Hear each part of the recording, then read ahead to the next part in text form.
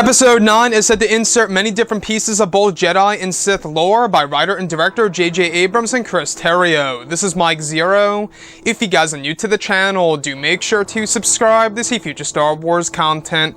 Now, one aspect of Episode 9 that I personally am really looking forward to seeing in this movie is exactly how J.J. Abrams is going to utilize the Jedi and the Sith and exactly how he's going to incorporate that into the Lost City in Star Wars Episode 9.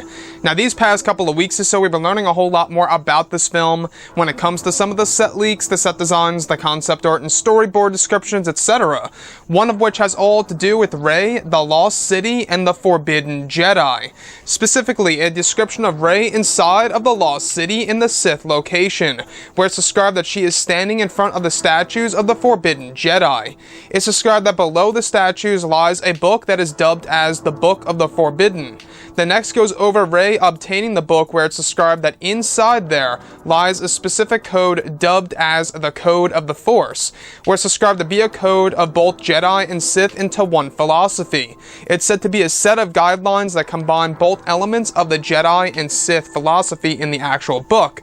So I want to go over a couple of parts about this and as to why I believe that this is J.J. Abrams' way of inserting the whole entire idea of Grey Jedi, which by the way are not canon. So Grey Jedi, just in case you guys did not know, the actual term itself is not canon within the Star Wars franchise.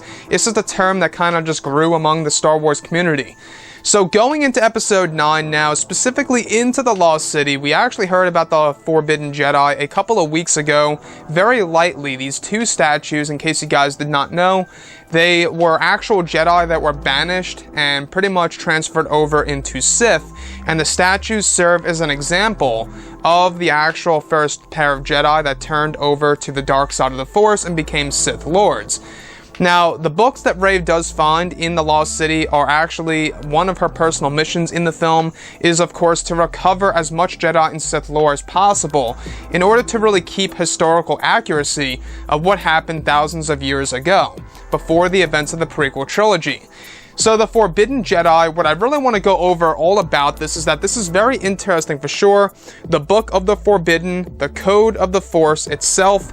Now this is a dubbed code for Episode 9 within the Book of the Forbidden, is the Code of the Force. It's said to be a philosophy that has a mixture of the Jedi way and the Sith ways of the Force, the dark and the light, into one actual code.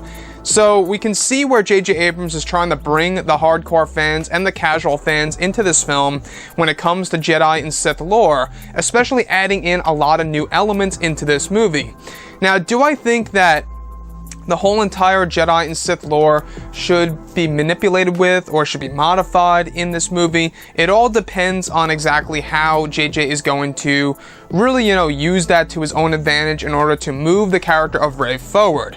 Like I say, we do know that one of the big missions for Rey in this story is to recover as much Jedi and Sith lore as possible in order to really get a very good idea of what happened many years ago before, the Skywalkers were ever even alive. So with that being said, the Forbidden Jedi Code, specifically the Code of the Force, is a mixture of the philosophy of both the Jedi and the Sith into this book itself that Rey actually obtains and stores in her backpack. Now that's going to be one of the new outfits of Rey as she goes through the actual Jedi and Sith location within the Lost City, is that she's going to have this black robe, this black cloak, if you will, with a large backpack on her back where she collects a lot of artifacts, relics, books, scrolls, you name it. So what I like about this is that it almost seems as if J.J. Abrams is combining Star Wars with Indiana Jones. I'm not quite sure if it'll really work on the big screen, like I say. It's all about how it's written and how it's going to be executed on the big screen. Also how it's acted by Daisy Ridley and whoever is, operating the camera and stuff like that. So as long as they can really get it down to the core and really make things a whole lot more interesting when it comes to the Jedi and Sith lore in this story, I think that a lot of fans are really going to enjoy this movie, apart from what was shown in The Force Awakens and The Last Jedi, which a lot of stuff in there was very mysterious. We got little glimpses of the Prime Jedi mosaic on the ground within the First Jedi Temple.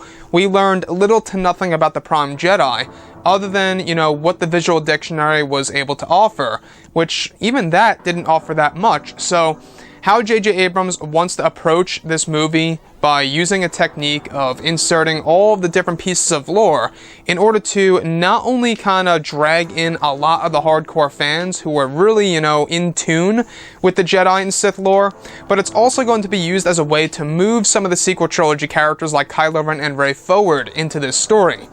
So, like I say, the statues themselves, the Forbidden Jedi, we went over this not too long ago. It's 2 of them with hoods over their heads. They actually were once Jedi who were eventually banished from the Jedi area and moved on over to the Sith location. And those statues are being used as an example during the ancient times of the first pair of Jedi that turned to the dark side itself. Anyways, guys, drop a comment below. Let me know what you think about all of this in the comments. And if you guys did enjoy the content for today, do make sure to drop a thumbs up on this video to support the channel. I thank you all so very much for the kind support, and I'll catch you guys next time.